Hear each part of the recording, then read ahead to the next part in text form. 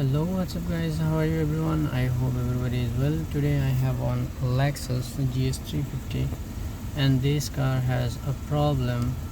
You can see here, check headlight leveling system. That's the fault. So customer came for this is accident car and he told me he replaced this headlight. So then his fault came. Everything is working, headlight working, everything working. So I scanned with my computer. I got fault. You can see here B2425 fault code. Lost communication with right headlamp beam level control motor.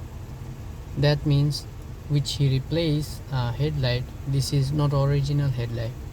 There is no automatic system, AFS system, adaptive front light system. This is not there. That's the problem. This motor not there.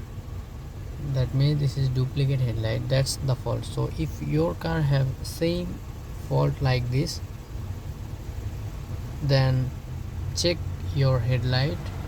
If it is there motor, I think maybe wire not fixed for this motor, okay, or this light duplicate. That's main reason, okay.